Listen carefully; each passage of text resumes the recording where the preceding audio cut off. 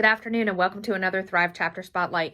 It has been a while since I have been with you, and I am so glad to be back. So today we're going to talk about Ezekiel 35, and there's so much going on in this chapter. A lot of hatred. There is a lot of bloodshed. There's a lot of greed, a lot of sadness going on. We're going to talk about a place called Edom. And Edom is actually Israel's neighbor, and they're kind of identified by their central mountain, which is Mount Zaire. And Edom has had a hatred for Israel all the way back, when we go all the way back to Genesis in the very beginning. They've had this hatred towards Israel all the way back to Esau and Jacob. So here we see that Israel has fallen and Edom has been rejoicing over this. And it just is sad to me that they have rejoiced over the fall of God's people.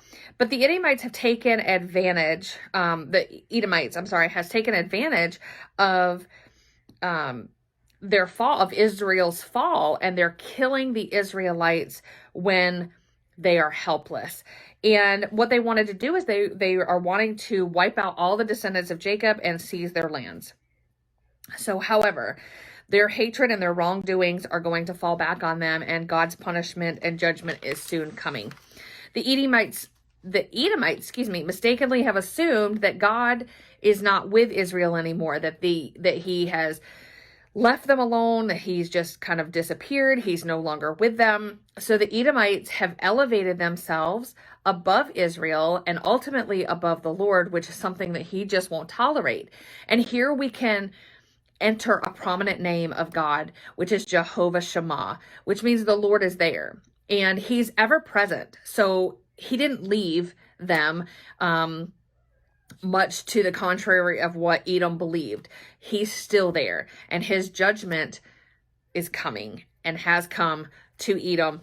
And, I can only imagine there was so much innocent blood that was shed on Edom's hand, and it was all shed by arrogance and greed. And I can only imagine that that's the way that God's heart was saddened, and that his heart was hurting because of this.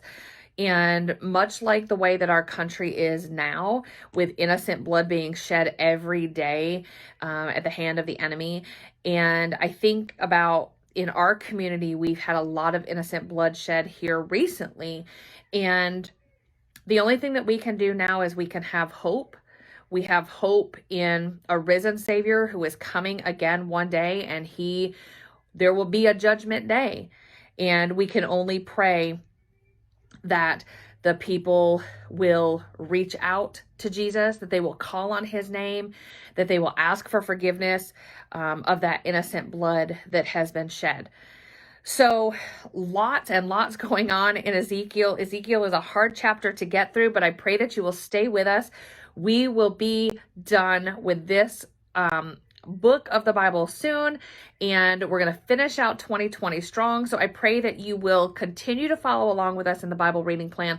Join me next Monday, where we will talk about chapters 42 and 43, I believe, and we will finish out 2020 strong and have a good ending to the year. I pray that you have a very Merry Christmas this week. It is coming up in just a couple days, and I pray that you will remember the real reason for this season. Put your hope in Jesus Christ. Have a very Merry Christmas, and we will see you next week.